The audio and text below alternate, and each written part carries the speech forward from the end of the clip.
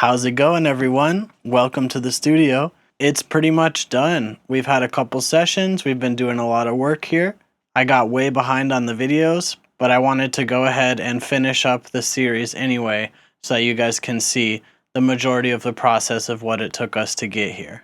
I'm not sure if I have everything I need to do another video after this, so I think this might be the last video in the construction series, and the next video will most likely be a full studio tour. We're really happy to be at this point, and I can't wait to show you guys the full studio. That being said, here's the fourth video in the construction series, and you can see how we made the door frame and the soundproof door. It cost me less than $400 in materials to build the door, and there can be quite a lot of noise going on outside with pretty much nothing getting in. That combined with the soundproof window that we bought made for a really nice environment in the studio where we can record vocals and very sound sensitive instruments without having any background noise. Let's watch the video. Here's a clip of the window getting installed. This was one of the most expensive things that we paid for throughout the whole studio build as like a single item. It was double pane and it ended up working really well. I'll show you guys that in the next video. Here we were marking out the holes for the door frame. We ended up using these expanding concrete anchors. I didn't have any chisels of the right size to make these holes, so I ended up using a screwdriver and a hammer, but gotta do what you gotta do. There was a hurricane happening the day we were doing this, and we didn't want to waste time going to Home Depot to get tools. Here's my dad test fitting the first piece we cut, and then we started drilling the holes for the concrete anchors. This is us just putting them in to make sure that they were in at the right depth and testing it out. Once we made sure they were at the right depth, we put some adhesive on the back of the board, put the 3 anchors in, and I secured it to the side. This second board we had to get cut at an angle because of the way the wall is angled, and it was pretty difficult to find someone to do it. Nobody had a table saw that was big enough, but this guy ended up doing it for us. It took him about 2 hours, and his table saw almost died in the process, I think, but he got it done. Yes, sir, I can live with that. We got the inner frame placed, and it seemed to be going pretty well, so we went ahead and cut the other pieces for the rest of the inner frame. Here you can see us test fitting the bottom piece there. So same thing, there was 2 concrete anchors on the bottom. We did 3 on each side and 2 on the bottom and 2 on the top. You can see the piece that we got cut at an angle there. It ended up fitting really well. So then we used non-treated wood covered in poly lacquer for the inner frame, and we used shims to make sure everything was nice and flush and even. It turned out really well. Here's us gluing up some pieces for the false wall that was going in the back here in order to cover up this pillar. These ones I did not end up anchoring to the ground because it's not a load-bearing wall, and with the glue and the pressure from the studs in between, it didn't seem like it was necessary. The studio is currently done, and I have curtains hanging from the wall. There's no actual weight on it really, and it's working great. Once we got the bottom one glued up, we used a laser level in order to mark the top of the ceiling. This thing was incredibly useful throughout the process. It was like 40 bucks on Amazon. If you're doing a project like this, I highly recommend it. We got the top pieces glued up. We had to use 2 different pieces because it wasn't long enough, but it ended up working great in the end. Here you can see the base traps. I was almost done with them at this point. I anchored them into the wall with screws and plastic anchors, and then I used a combination of adhesive and nails to make the rest of it. Here you can see the finished back wall along with the finished base traps in each corner. So once we got that done, we started cutting out the door. The door is made out of plywood with an inner structure made out of 1x2s.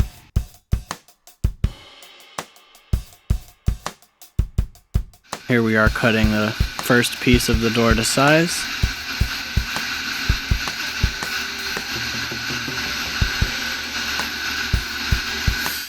So I filled part of the door with this insulating foam because I didn't want the whole thing to be filled with sand so it wouldn't be too heavy. In the end, once it was all filled with sand, we used about 90 kilograms of sand, so it ended up being incredibly heavy anyway. Here you can see what the door looked like with the second piece of plywood.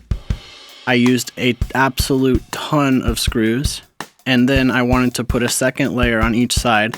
So you can see I started cutting out some of the excess plywood we had into sheets to be able to glue it on. I didn't have a full-size sheet, so what I did was cut squares and assemble them in a way that I could cover the whole thing. In this clip, I glued everything down except the thin rectangles in the middle. I had to use a sander to make sure they fit correctly, as I only had simple hand tools and I didn't have a table saw or anything really precise. I also started marking out where I was going to put the hinges. I was originally going to put 4, but I ended up putting 5 hinges. And I started planning out cutting the hole for the doorknob. So I flipped the door over and I started cutting the hole for the door, and I realized that the door handle was not long enough to go all the way through. The door's almost 3 inches thick, and I couldn't find any door handles, even on Amazon, that would fit. So I decided what I was going to do is cut a larger hole so that the handle could sit down inside the door and be able to pass all the way through. Once I got the door flipped over, I started getting ready to glue the single piece on. I bought another piece of plywood, and this one I was able to cut one single piece out in order to glue that on. As I was going through this process, I was finishing the inside and outside of each piece with poly lacquer in order to seal it up, just in case any moisture ever got in there. I didn't want it to get damaged. I used an absolute ton of screws. I probably used over 1,000 screws and a bunch of nails as well during this process, as well as a lot of wood glue.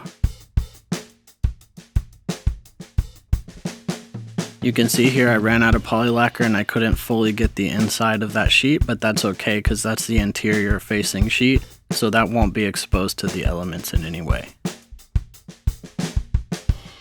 Here's another shot of the other side of the door after I got everything glued on, and I put some wood filler in the cracks in order to get it looking nice. After this, I sanded it.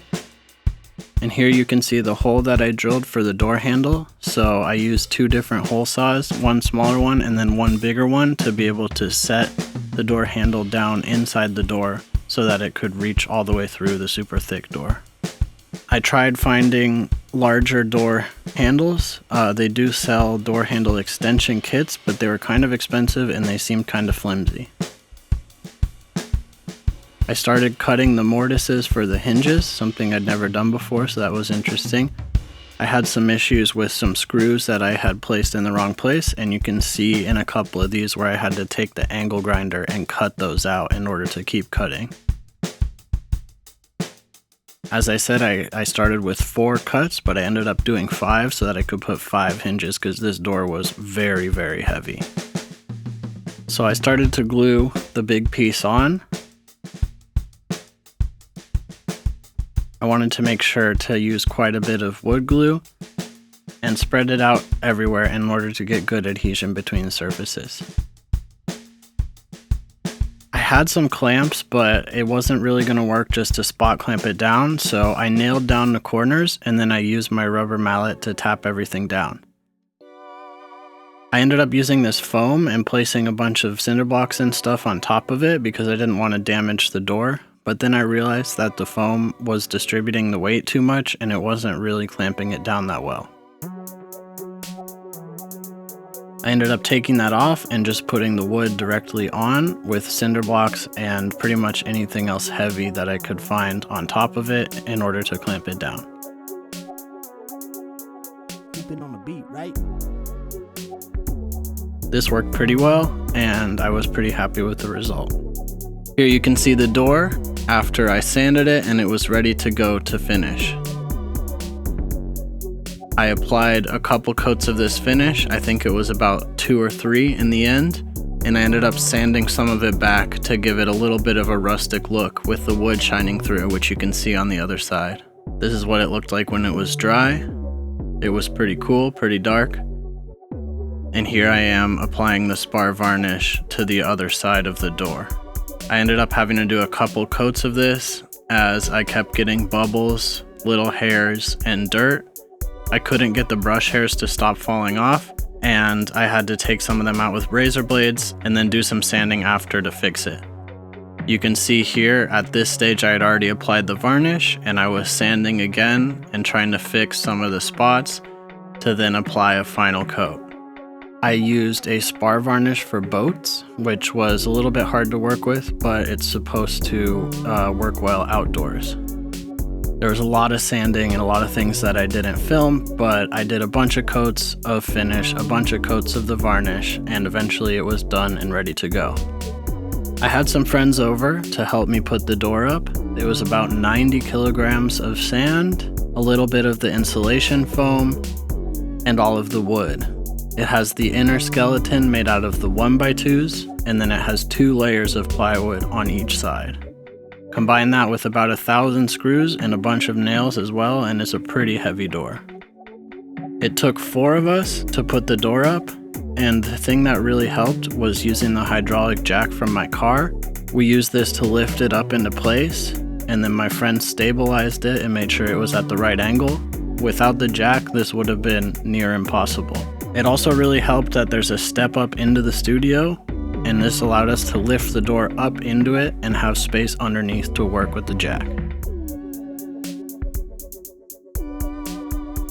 At this point, I got really busy and I stopped filming some stuff, but here's a clip of the desk as I started to make it.